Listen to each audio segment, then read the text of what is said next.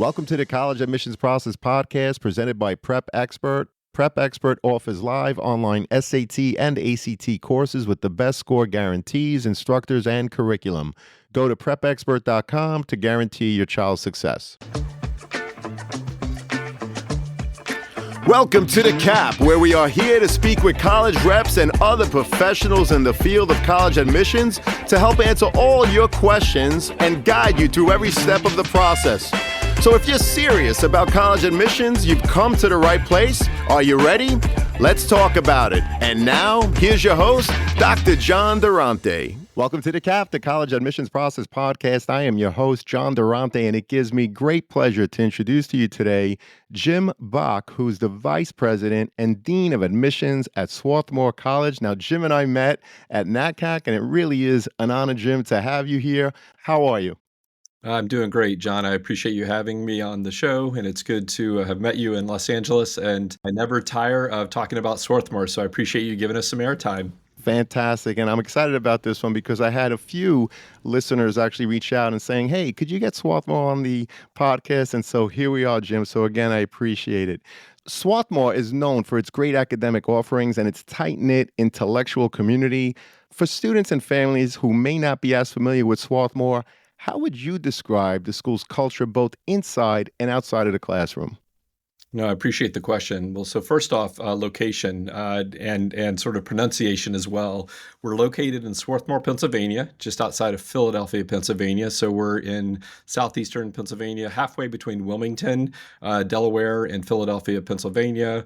Residential liberal arts college, and we're known really for our intellectual rigor.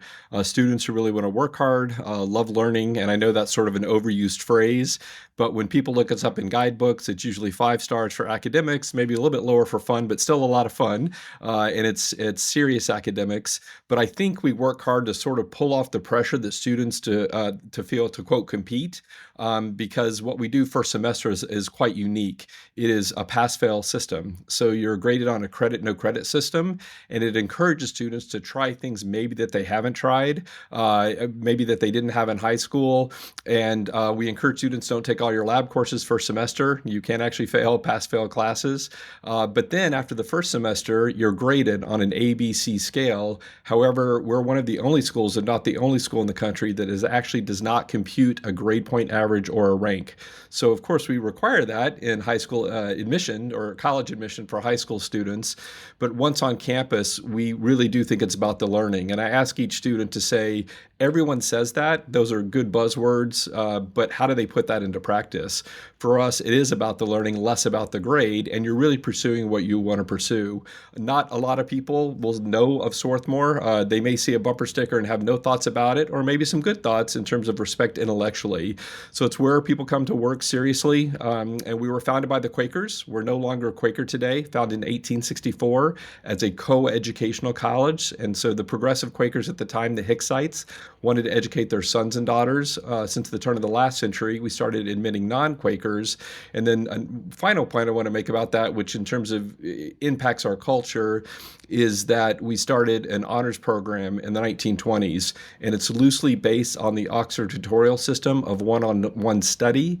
And we turned that into seminars that are capped at a minimum of 3 to a maximum of 12 students. You do a lot of reading and a lot of writing in an area of interest, and you take 3 seminars in a major and 1 in a minor.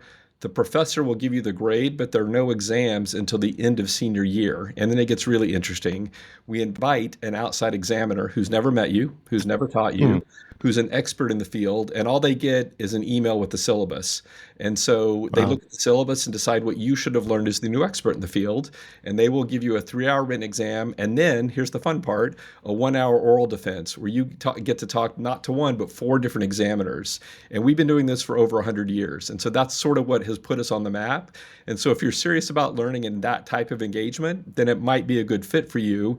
And we also love being near the 5th or 6th largest city, but not in the city. So some schools are urban, some are rural. We're very much suburban.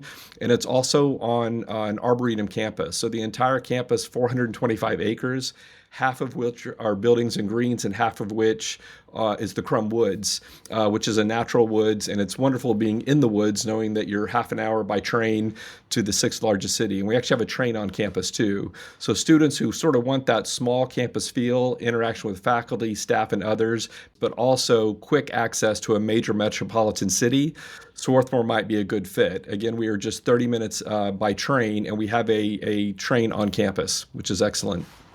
Fantastic. So obviously you're a small, tight-knit community. I love how you talked about you're more about the learning, not about the grades. You mentioned so many unique aspects of Swarthmore. One in particular, that first semester, to take away the competitive nature that you see at so many schools, you have a pass-fail system so that students, as you put it, could try different things while there. So Swarthmore is obviously a liberal arts college, Jim. You mentioned that, but I know that it has a strong STEM program as well. Can you talk about how the liberal arts approach benefits students across all disciplines? Yeah, absolutely. And I think that's an excellent question because there's a lot of concern about college. Is it worth it? And if it's worth it, is it preparing you for a job? And we sort of do the opposite. We prepare you how to think and how to be a lifelong learner. And we're not the only ones that do that, but we think that you need skills in the humanities, in the social sciences, as well as the natural sciences. And in terms of you're mentioning the STEM piece, we are a little bit unusual, in fact, in that we have a Bachelor of Science degree fully accredited in engineering. And we've been doing that since the 1880s. So typically you'll have a liberal arts college, or you may have a more vocational track like a business school or engineering school. We have the Department of Engineering within the context of all liberal arts.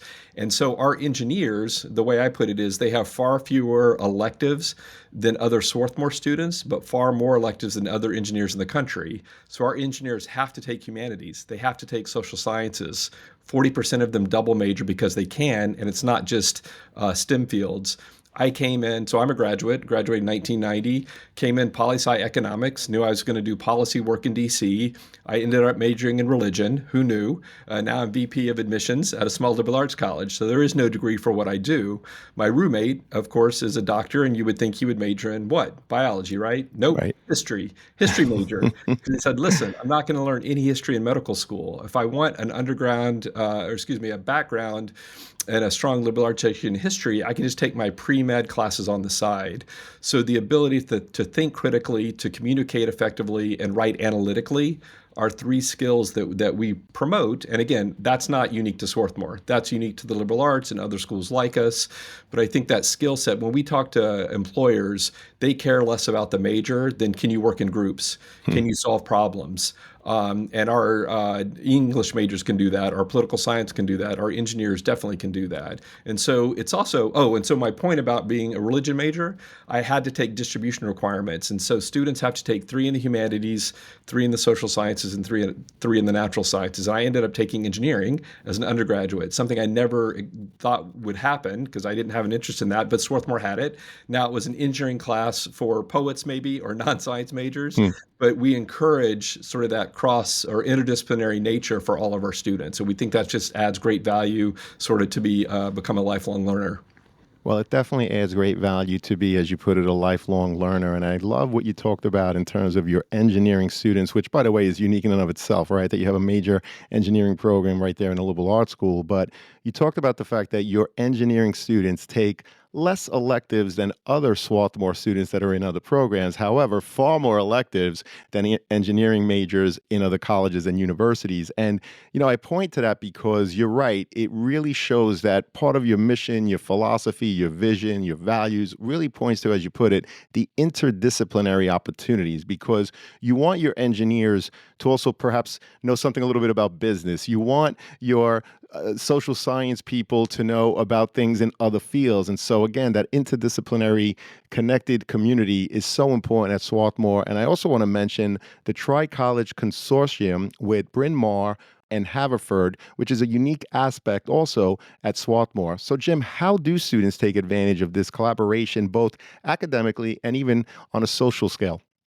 Yeah, we loved what we call the TRICO Consortium, as you rightly called it. And I will let you know that Haverford and Bryn Mawr are only about a mile apart, and they're 30 minutes north of us. Again, we are south on 476 and right off I-95, 15 minutes from the airport. So there's a shuttle that runs daily, maybe every hour, a couple hours, and there's a schedule that you can look on your phone.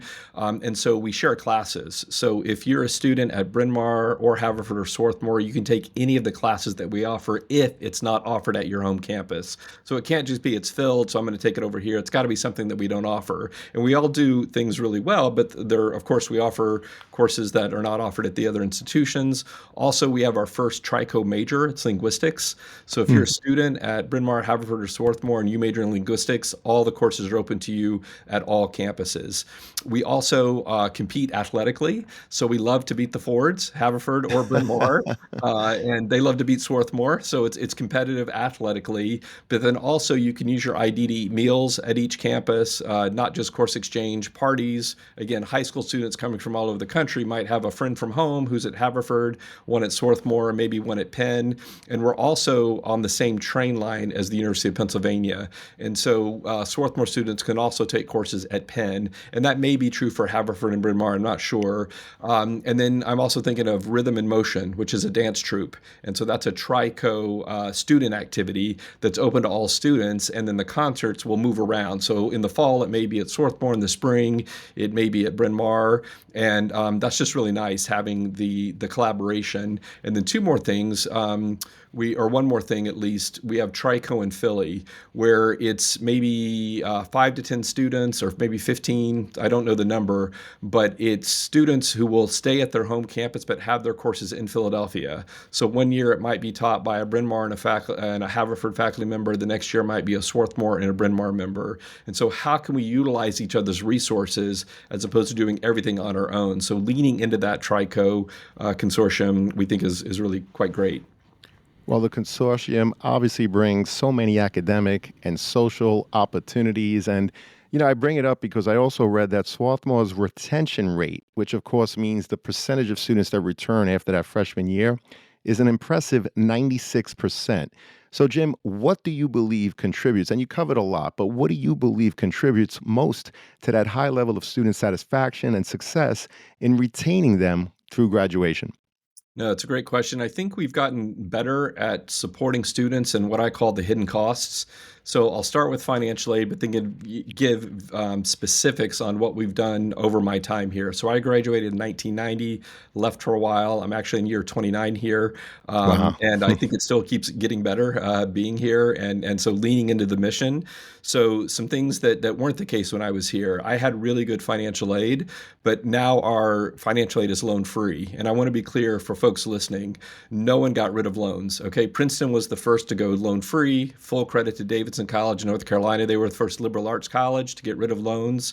And so no one really got rid of loans. What they did is they replaced loans with more grant dollars. So you didn't have to take a loan. You can still choose to take a loan to pay your fair share, but that greatly reduced the loan expectation and the debt for students coming out after 4 years. So, removing that cost barrier is significant. And so by leaning into that loan-free financial aid, that has really helped. Several years ago, it just happened to coincide with COVID. It wasn't because of COVID, but the year COVID hit, we had already planned to introduce the TAP program, or the textbook affordability program. So all textbooks are included in the cost of attendance for all students. So it's not just those on aid. So you get about $800 a year to cover all your textbooks, roughly $400 per semester.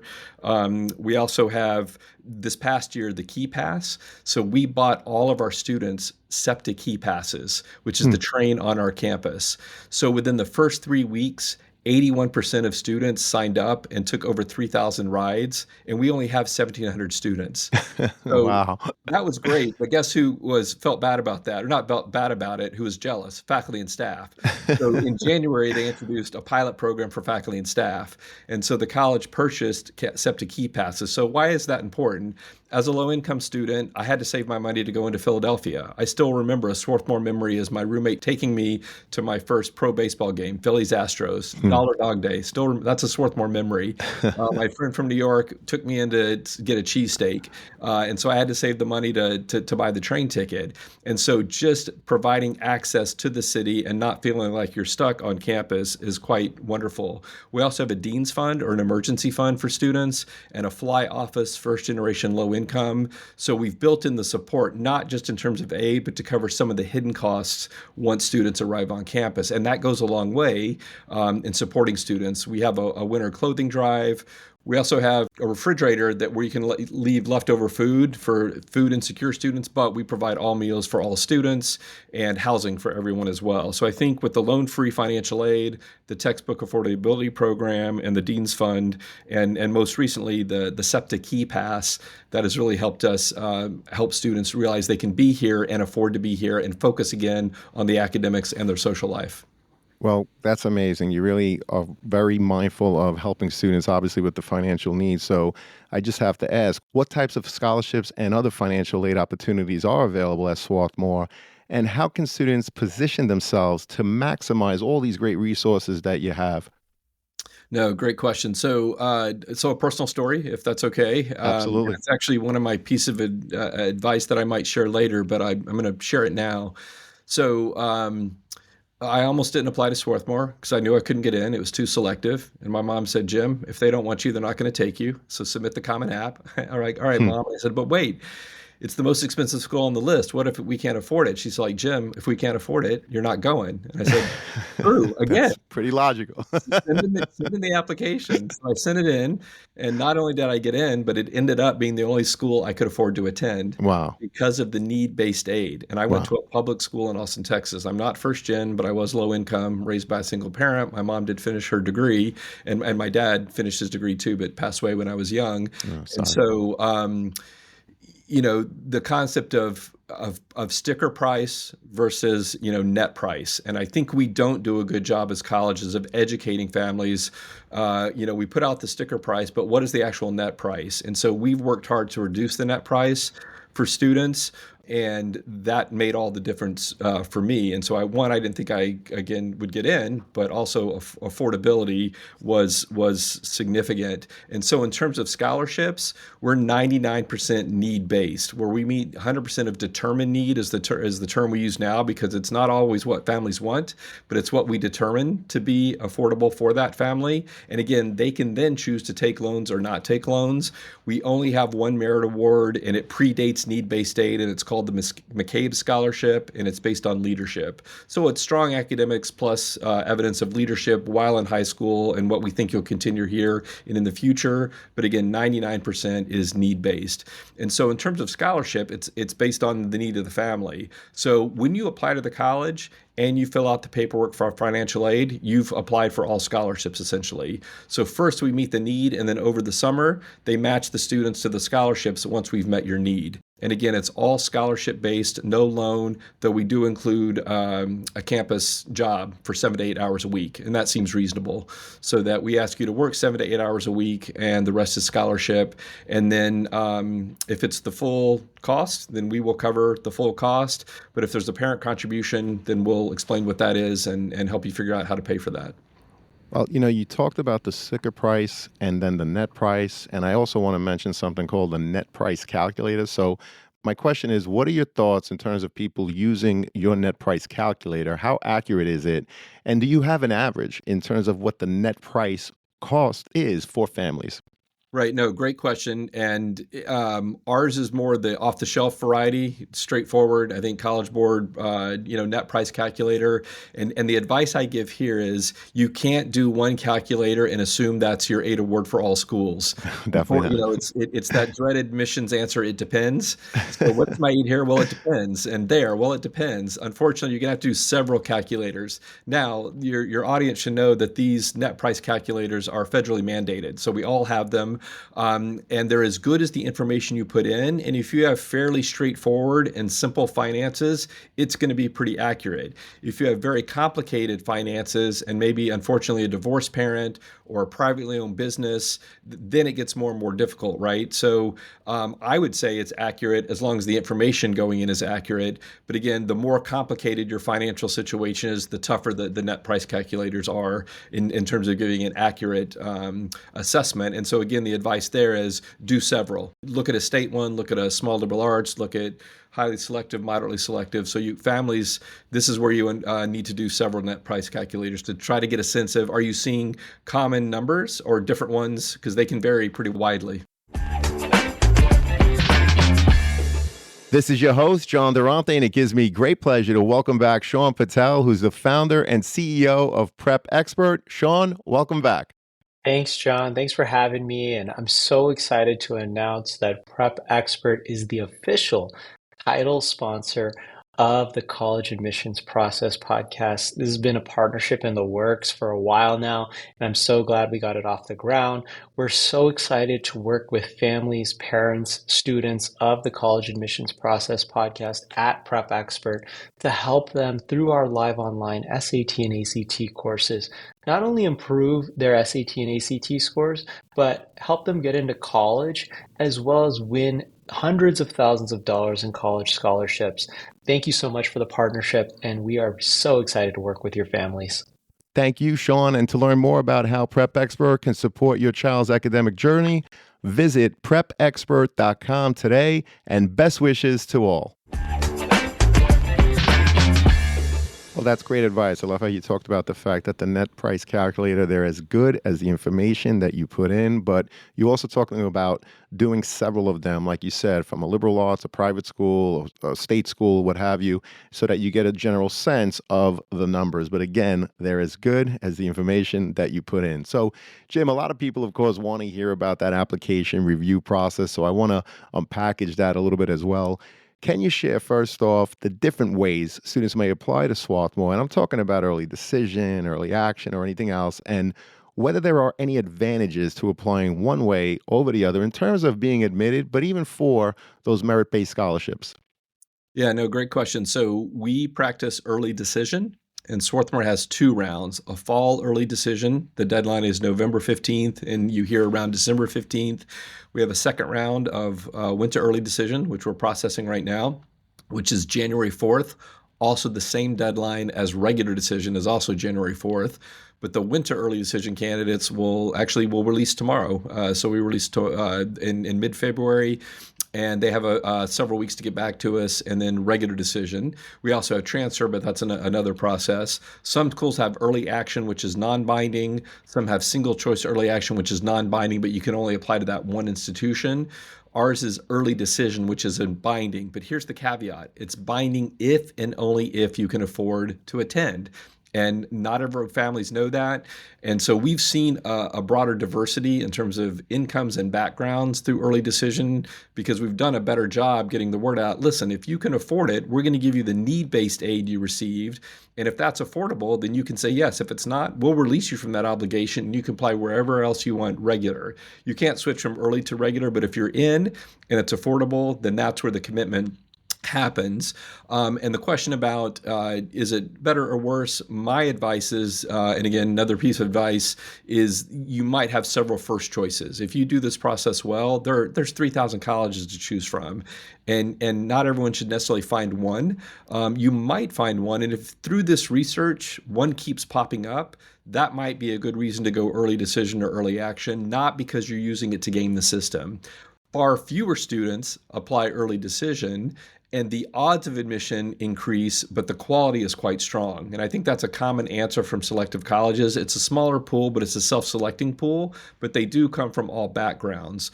Also, we recruit athletes, and a lot of our athletes for Division III will come through early decision because we don't have scholarships or athletic scholarships. There are no Division III athletic scholarships. That's D1 and D2. And so one way to secure your spot might be an early decision commitment if you can afford it financially.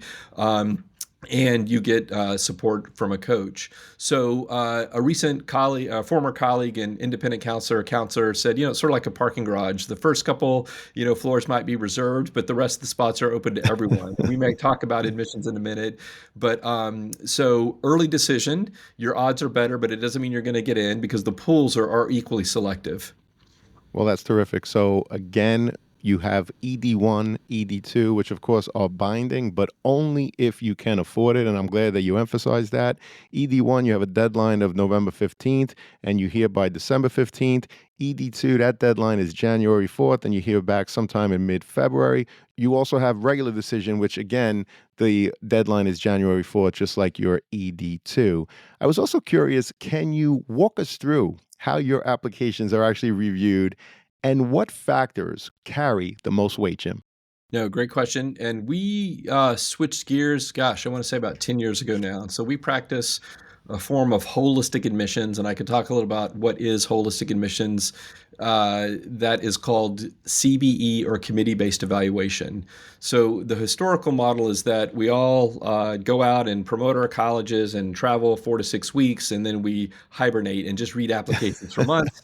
And then we come up for air and yield, right? Try to convince those bright students that we've admitted that, hey, you got into 10 colleges, but ours is the best, or maybe not the best, but let's inform you why we're as good as all the rest, right? And so it's very cyclical, the work that we do. And it would always fascinate to me is we work in groups. We talk about that's what employers look for, but in admissions, we isolated one another and read in isolation. So in committee-based evaluation, two people read your application together. And so we're looking at the soft skills as well as the academic pieces. And so we're looking at three things essentially: your academics, your intellectual capacity, as we can define it at age 17, and sort of your community commitment. And so it's two-pronged approach.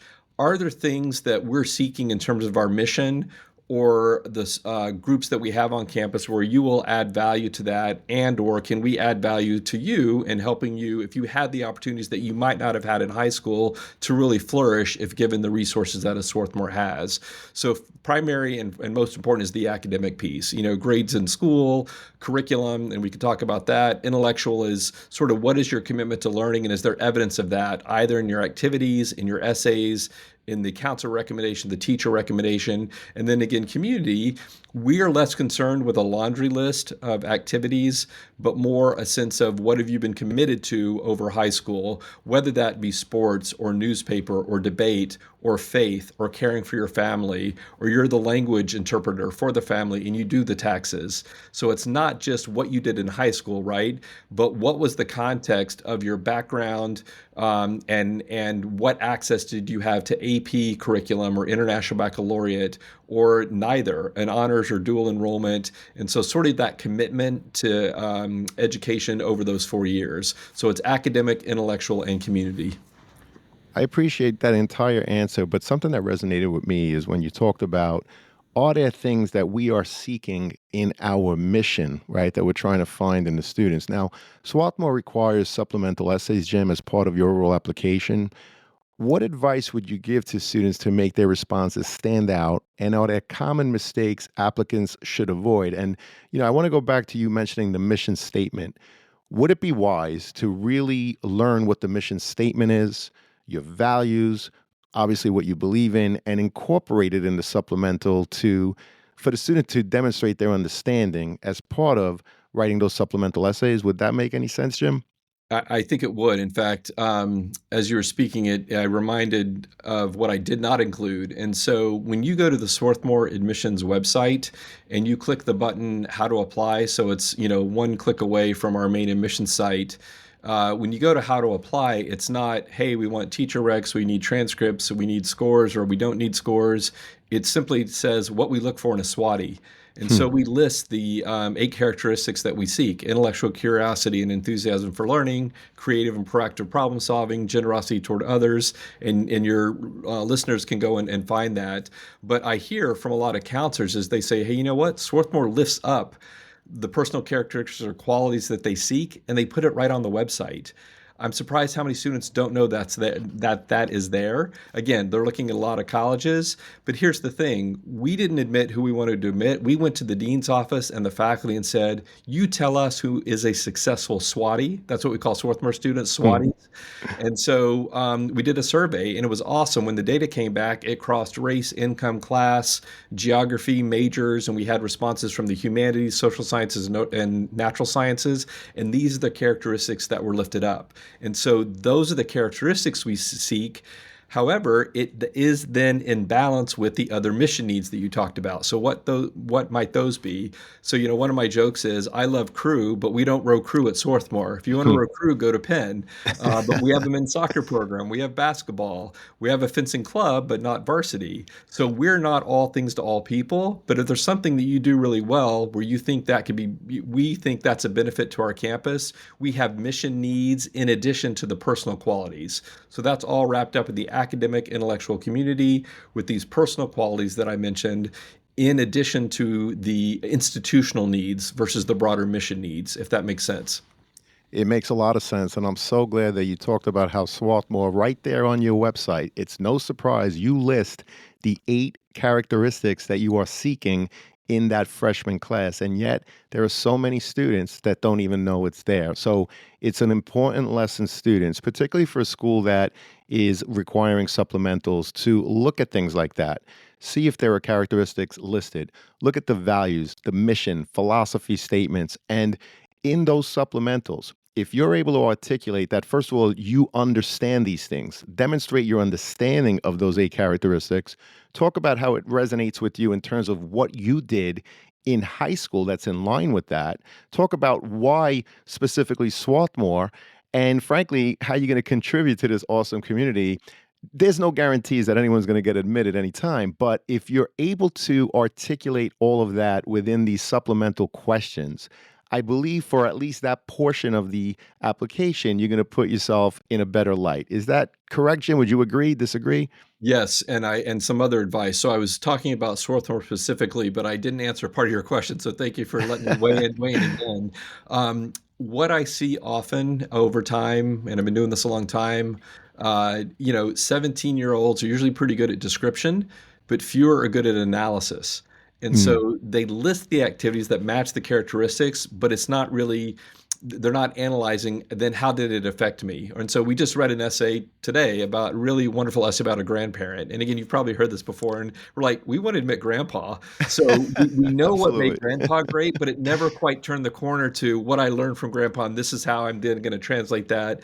And so it was a wonderfully descriptive essay about granddad, but we truly didn't learn much about the student. And so there's a good example, not a poor essay, it was actually a well-written essay, but Right. it didn't add any value to the student in terms of those characteristics or how they then would apply that to what they do here. So it's a little bit of analysis tied with beyond the description.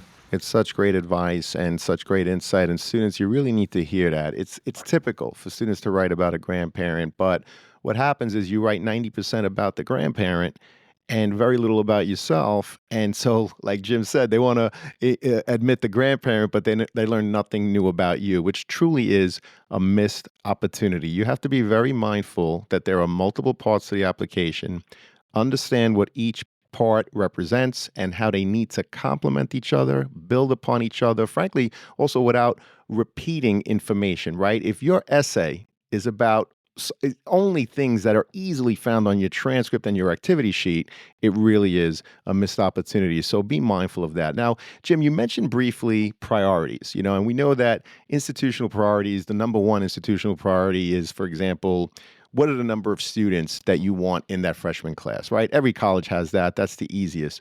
What else could you tell us about institutional priorities and how they may shift from year to year? Is there any insight that you could give us on that? Sure. And again, so the characteristics I mentioned that are on the website don't shift, right? In terms of Right. what makes a successful student. Needs of athletics don't really shift, but as some graduate and others don't, some teams need more than the others, or that shifts year to year. Another thing that might surprise people is arts. Mm. creative writing, music, studio art. So we do not require portfolios, but if you submit one of those and you're competitive, so I have to be, full disclosure, we don't review most portfolios. So if you're in, you're in. If you're out, you're out. But if you're in that muddy middle, which is several thousand of the 13,000 applications we receive, and you submitted a portfolio, we will send that to the faculty. And so the Right. faculty are not weighing on your admission decision, they're weighing in on your talent. Right. And what's cool is you're not applying to a conservatory, you're applying to a residential liberal arts college. So if you want to major in bio and history, but you're really good at the violin, that talent would be something that we value on campus to really help our orchestra. So even if you're just participating in an outside activity, that could be a plus factor in the application. So again, we do that for studio art, creative writing, dance, music, and theater. And I think students don't often know that. So that could be another plus factor. Well, I appreciate that, and I'm so glad I asked that question. And Jim, of course, with the rise of test optional policies, how does Swarthmore assess applicants who choose not to submit those standardized test scores? And what advice would you give students who are considering whether or not to submit? No, great question. And we're currently in the fifth year of a test optional pilot, and we'll be announcing sometime this spring whether that will continue or not. And we've become pretty comfortable with it in terms of, is it there, is it not there? So test optional doesn't mean we're test adverse. So if, we still find value in the testing, but for some, it's indicative of their ability, and for others, it's not. So it varies by individual. And there are also different forms of testing. Most of the discussion is around the ACT or the SAT, but there are AP scores, there are predicted grades for the International Baccalaureate, there are Regent scores from the state of New York, right? There are leaving exams for countries. And so it's amazing how many students actually submit scores who actually apply test optional. And so we're looking not just at high school grades, but the rigor of curriculum. We were reading a school the other day, doesn't matter where it was a really, really big high school, and then found out only 80 of, let's say, 520 seniors were taking the full IB curriculum. Well, that Hmm. said something about that student. It was less about their grades or their GPA. So let's say the GPA was a little bit lower, but they were in much more rigorous curriculum versus someone who's just sort of taking a college prep curriculum and getting the high GPA, but not really being challenged by the rigor. And Right. so it's an example of rigor of curriculum and score. So they often will support, but are not definitive. And so if they're there, that's great. If they're not, now here's the challenge. What's the advice on do I submit or not submit? And that's really tough. And a question that a lot of colleges won't answer. It's taken a little while because the new averages, it takes a year for guidebooks to collect everything, right? So you can imagine if schools are test optional, let's say half submit and half don't, guess who submits? Those with high scores. So it looks like now that I see these scores, I can't get in. But remember, it could be half the students didn't submit scores or had lower scores. So you do need to look at those middle 50% and try to gauge, am I within that range? And so that's going to vary by institution, but that's part of the homework that students have to do. And just ask the colleges. And so I'd say, look at our median. Are you below and above that? And if you're not comfortable being in that range, it doesn't mean we're going to use that against you because, again, for us, it's about half and half. We really, I guess we could admit a class, but we wouldn't admit the class we want based on all the other criteria we've been discussing if we base it just on those who submitted scores. So we've gone far enough that schools who are test optional truly mean it. And those who aren't, guess what? They're bringing tests back. Right. So you can just tell by talking to the schools now. It's much more clear than it was even 3 or 4 years ago. Well, I appreciate so many things in that answer. Number one, that you talked about the mid 50s today are skewed, right? Because to your point, only the students that are scoring well are submitting. And so those mid 50% are obviously higher than they were 5 years ago or prior. I also like that you talked about the context of the high school where a student is coming from, where you talked about when you evaluate, that's what you're looking for. Now, you mentioned Regent scores in New York, AP scores. So I just have to ask, are you test flexible then? So are students allowed to submit not only SAT or ACT scores, but, for example, IB or AP scores? Yeah, and those have always been optional. So what Hmm. the optional piece is the required SAT or ACT. So we were used to require either the SAT or an ACT or both. but now you don't have to submit either one. So AP scores, IB, all those have always been optional. And I mentioned Regents because the New York high schools put it right on the transcript. So you Yes, actually many don't do. have Yes. a choice. And so as a student Yes. from New York, if you want to control that, and a lot of high schools put the SATs right on the transcript, Hmm. it's your information to share or not. So Right. that's between you and your local school district. And I can't speak for the New York Regents, but if we see that, we just ignore it, or sometimes they're redacted. But we do honor the student's request. But it really, truly is only for the SAT and ACT. And then there is an option to submit scores. Some submit them, some don't, and that's absolutely fine. Well, I appreciate you talking about how even though some schools may have the Regents exams on the transcript, you ignore it, right? Unless the students are pointing it out somewhere else in the application and they want you to see it. So we often hear, Jim, that not all GPAs are created equal. How does Swarthmore evaluate academic rigor, right? Such as those AP and IB scores that we talked about, or honors courses, when you're reviewing a student's transcript? No, it's a great question. I got in trouble before because I answered this question on a radio interview, and of course they got the soundbite they wanted. And I Ooh. think my quote was GPA is meaningless, which is not, wasn't the rest of the answer. It's not meaningless, but let me give you the example I gave. Uh, we did the back of the envelope math, and I'm going to say whatever 85% of the seniors at this public high school were going to four-year college. And then it turned out, and anyone who had a 4.0 or higher, because it was a weighted GPA, was an automatic valedictorian. Hmm. So we discovered that 27% of seniors were number one in the class, Wow. which is Wow. impossible, right? Wow. But it's what I call the Lake Wobegon effect, where everyone's above average. So you can say, but then you understand why when the press comes out and says, oh, look at this person's profile, they were number one in their school, but you don't know they weren't the only number one. Right. 27% of seniors were 85% go on. So about a third of those going to college were actually number one. Hmm. So that's where we're not really looking at your rank. We're looking at the GPA. Is it impacted by honors course and AP course? And we get that question, should I get A's in regular courses or B's in AP? And of course, the answer is A's and APs and honors, right? Like Right. for selective admissions. But truly, there are some students who are pointy where they really want to do creative writing in English. Others are engineers. So if you want to be an engineer, we want to see some math and science or evidence that you've studied or begun to study, not full-blown engineering, but an example of if you're a humanist or a social scientist or a prospective natural scientist, that there's evidence that you're ready for the rigor that's going to hit you, when you get to Swarthmore. And so it's going to vary. And the stronger the school, meaning the higher the percentage that go to four-year college, the more freedom colleges have to take a wider or go farther down in the depth chart, if you will, at that high school. So families will often, say, hey, we know that what that kid's SAT scores are, and my kid's a 4.31, but the 4.29 got in, and we're like, is there really a difference between the 4.31 and a 4.29? No. So that makes sense. And so we're looking at it in context. What Right. percent go to four-year college? What's weighted? What's unweighted? What do you actually want to study? Or we're impressed by the kid who's going through BC Calc and wants to be a poetry professor, right? Hmm. And got that B. Did that B in BC Calc really matter when what they want to do is poetry? We Right. have these conversations, and I don't think people realize that. Right.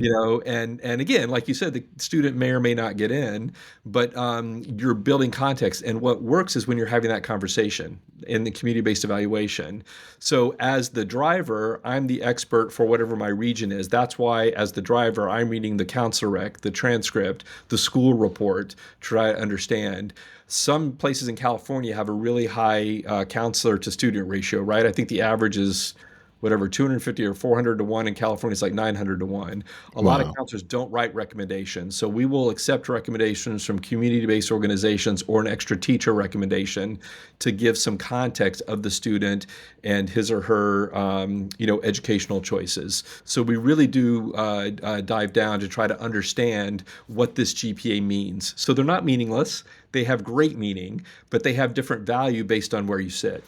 Yeah, no, that's a great point. And you point back to the context of the high school. And of course, we've said it on many of the podcast episodes, students, parents, it's important to be familiar with your school's profile. That is a document that is sent to all of the admissions offices with your application from your high school to give context, as Jim put it, in terms of, do you rank, do you not rank, percentage of students that score an A, a B, what do you offer in terms of APs? Are there any restrictions in terms of whether you could only take a certain number in 11th and 12th grade and what have you? So it's important, I think, to be familiar with it. So look online on your high school website or go to the college counseling office and see if you could get a copy just to be familiar. So we appreciate that, Jim. And, transitioning to college can be challenging for a lot of students. And of course, you have such a high retention rate. You guys do such an amazing job. But can you share what other resources or support systems does Swarthmore offer to help all students succeed academically, socially, and of course, even emotionally? No, appreciate the question. And I'm thinking back to my time here, and it's something we still do today. We have WAs, and what we didn't have at the time, but have now, are SPAs. So Hmm. WAs and SPAs. What's a WA? What's a SPA? A WA is a writing associate. So when you have to take those distribution courses, 3 in the humanities, 3 in the social sciences, 3 in the natural sciences, 2 of them have to have a writing component so that if you never take another natural science, you'll have written in that division. And so I remember taking a religion course strictly on whim as a first year. I had a writing associate. So my first college paper didn't go to the faculty member. It went to a senior English major at Swarthmore who I feared and respected at the same time, but who really helped me figure out how do you write for college versus a public high school in Texas. So Right. it wasn't about the content, but it was structure, it was style. And it just really brought the pressure down to say, wow, I'm talking to a peer before the professor gets it and bleeds red ink all over it and tells me how worthless I am, Right. which is not what they, Right. Of but it's course. like, it took me a while to realize, oh, they want to help make me a better writer, not tell me how horrible I am. And, everyone has imposter syndrome. Hmm. So the WAs are writing associates. What we've now have are SPAs, speaking associates, Hmm. because we have a lot of students who write well, but how do they communicate? How do they give a presentation? And so you can work with a SPA who will help you in that presentation, in that small seminar, or in that small classroom, which is wonderful. I also mentioned the Student Emergency Fund earlier, the fact that there's loan-free financial aid. We have an active health center and psychological services center as well. And that has been a challenge for a lot of colleges. I think mental health is a real challenge for students, particularly as they enter these places and do have these, imposter syndrome issues. I've worked really hard, and I must be the admissions mistake. And I tell you, we work really hard to make these decisions. I can't tell you why we didn't admit someone, but if you have any qualms, come to find me, and I'll tell you why we admitted you and how great you are. So it's not that we hold your hand, but it's harder to slip through the cracks at a small school. Faculty, this is another a neat component, and this was true when I was here. A lot of schools allow you to sign up for courses over the summer. Swarthmore does not. You actually have to show up for orientation, and you have not one but 2 meetings with your faculty advisor, because the first one's a meet and greet, and then the second one is a one-on-one where you bring the 12 courses that you have to whittle down to 4, and where they push you to say, hey, I see you're from here and you took these courses, but have you thought of engineering or religion or philosophy or trying something different? Because I see you're sort of doing the English, the history, the math, sort of the traditional stuff. But there's this really cool seminar offered by my colleague over in film and media studies that you might be interested in. And so we also, those seminars I mentioned earlier, the talk, we have first year seminars that are limited to first years. We don't allow them to be in junior level seminars. So that also helps with the transition. So I think it's emotional, academic, as well as social. I forgot to mention a cash-free campus, and that was important when I was here. So once you pay your fair share, laundry's included, printing is included, so you don't have to save your money to do the academics here. And I think that's really important too. And again, that crosses all backgrounds and all incomes. And so taking some of those, and I would argue we mitigate barriers, not remove them. Barriers are going to continue to exist, but we work to mitigate those barriers in all those areas to support our students. Well, you're definitely very mindful of supporting your students, particularly on the financial side, right? Along with so many other things. I love that, textbooks are included. It's a cashless campus, which is just really unique and obviously what contributes to that high retention rate. Unfortunately, Jim, this does lead us to the last question. This was awesome, but what are your top 3 pieces of advice that you would provide students and their families getting ready for the college admissions process? Yeah, no, great question. So I would say start locally and think broadly. Coming from the middle of Texas, again, Austin. So, to drive anywhere, it's 4 to 5 hours just to get out of the state or longer. And so I was very fortunate to have a flagship institution right in my backyard. Did not want to go to a big school. I looked at Southwestern University in Georgetown, which was a small liberal arts version of, like a Swarthmore, but in Texas. So many students, unless you're extremely rural, can visit schools in your backyard just to try something on. Is it a parochial school? Is it a public school? Is it private? Is it residential? Is it commuter? Just to try it on. So start locally, but think broadly. And of course, I'm wearing my Swarthmore hat where 90% plus of students come from outside of Pennsylvania. So I realize not all your listeners are going to be able to do that, but think broadly. The second thing I would say is set a calendar. We plan everything, but we don't really plan college admissions. And I'm sure your listeners have dealt with this if they've put kids through college. The nagging parent saying, "How's the essay coming? How's the essay coming? Have you filled out the Common App?" Like, leave me alone, right? I've got all my activities. I don't need any advice. But just like you plan for practice, you do your homework, whether it's Sunday night dinner, we're going to put an hour on the calendar to talk all things college. How's it going? What does the list look like? And junior year is a good time, fall semester. Sophomore is a little bit early. If you want to jump the gun, that's fine. But you should be visiting, starting maybe in the spring and the summer if you can visit. And I realize not a lot of folks can. So I had the great luxury of having a best friend whose parent took me on a college trip because we couldn't afford it. And so that's where it was the start locally, think broadly. But having those conversations so you're not, getting on each other's nerves. And then finally, listen to parents' advice. And that's was my story earlier where, thank goodness for my mom who said, "Jim, if they don't want you, they're not going to take you. And if we can't afford it, you're not going." Thank you, Mom, because it made all the difference. So as annoying as they can be, parents, guardians, counselors, they might have some decent advice to share with you. And finally, it's tied in with that. There's so much choice, and we can be paralyzed by the choice. And in fact, Barry Schwartz, an emeriti psychology professor, wrote a book, The Paradox of Choice. And I think college admissions is great. We become paralyzed by so much choice. So what do we utilize? Those darn rankings, right? Or what we think it stands in for quality. It doesn't. I don't mind if you use them, love them or hate them, but if you find it, then why did it stay on your list? Was it because it was Quaker or formerly Quaker, or was liberal arts and engineering, or had an honors program, or is in Maine or is in California because you want to get out of Texas or go somewhere else or whatever? Sorry, I'm not picking on Texas. That's where I'm from. But you see what I'm saying? So start locally, think broadly, set a calendar, listen to advice, and lean into that paradox of choice. It's going to be challenging, but you're going to do great in the end. Well, such great advice. And, it goes to point out the fact that there are thousands of colleges and universities in the United States alone. There are many schools that are the right fit for each student, but not every school is the right fit for you. So as Jim indicated so beautifully today, really take your time, work with your family. That is so important. Have the financial aid conversations early. Find the right fit for you and try to enjoy the process. I certainly, enjoyed it. It wasn't easy, but I definitely enjoyed it with my family, particularly when we started visiting campuses. It really is a fun thing. Jim, this was awesome. You're terrific. I cannot thank you enough for being here today. We really appreciate your time. John, I appreciate it. Thank you so much. It was an honor and a pleasure. And one last thing to say to everyone out there, good luck with the college search. Take care all and best wishes. Thank you for joining us on this episode of the CAP, the College Admissions Process Podcast. We hope you enjoyed the show.